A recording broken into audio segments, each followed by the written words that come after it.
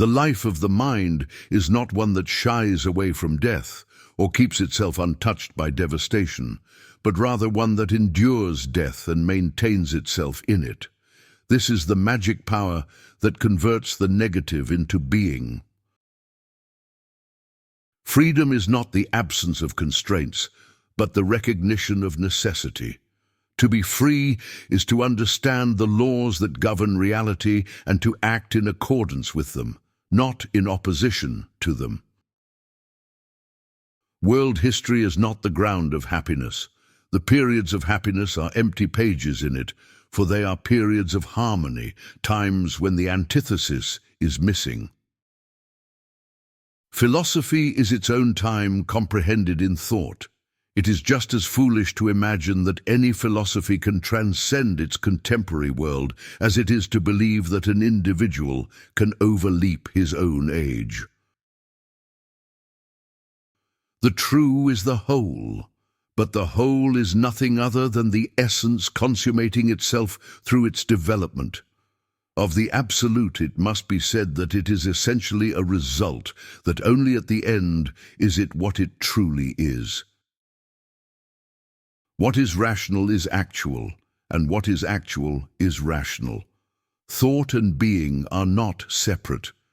They are united in the idea, which is the totality of reality as it unfolds in time.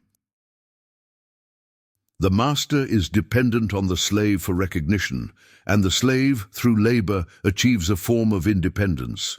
Thus, the relationship is not one of simple domination, but of mutual transformation. Spirit is not a thing, but a process, a movement of self-realization. It is the activity of becoming conscious of itself, and in doing so, it creates the world as its own expression. The individual is not a self-sufficient entity, but a moment in the life of the whole. His actions and thoughts gain meaning only in relation to the larger movement of spirit, which transcends him. Truth is not a minted coin that can be given and pocketed ready-made. It is the process of its own becoming, a development that unfolds through contradiction and reconciliation, through the labor of thought.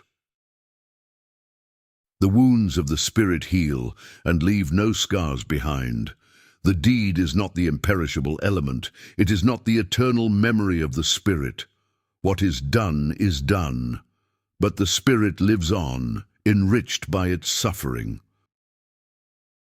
Contradiction is the root of all movement and life. Only insofar as something has a contradiction within itself does it move, possess impulse and activity.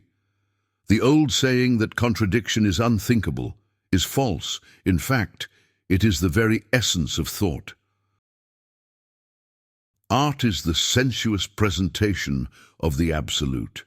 It is the first and immediate form in which spirit becomes conscious of itself, not yet in the purity of thought, but in the concreteness of form and image. History is the progress of the consciousness of freedom, but this progress is not a straight line. It is a spiral, moving forward through setbacks and regressions, always striving toward the realization of spirit in the world. The individual, as a finite being, cannot grasp the infinite totality of the absolute. Yet through philosophy he can participate in the universal reason that unfolds in history and nature.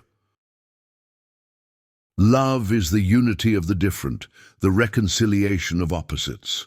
In love, the individual finds himself in the other, not as a loss of self, but as the fulfillment of his true being.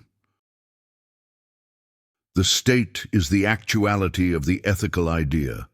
It is the unity of the universal and the particular, where the freedom of the individual is realized in the context of the community. Religion and philosophy share the same content, the absolute. But while religion presents this content in the form of images and symbols, philosophy grasps it in the purity of thought.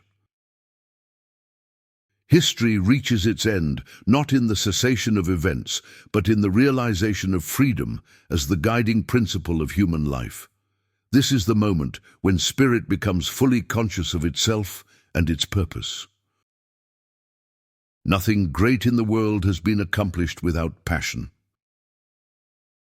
We learn from history that we do not learn from history. Truth is found neither in the thesis nor the antithesis, but in an emergent synthesis which reconciles the two. To be independent of public opinion is the first formal condition of achieving anything great. Genuine tragedies in the world are not conflicts between right and wrong. They are conflicts between two rights. The history of the world is none other than the progress of the consciousness of freedom. The individual is the universal, and the universal is the individual. Spirit is at work in the world. It works itself out as history. I'm grateful for the moments shared in discourse. May our paths cross again in the fullness of time.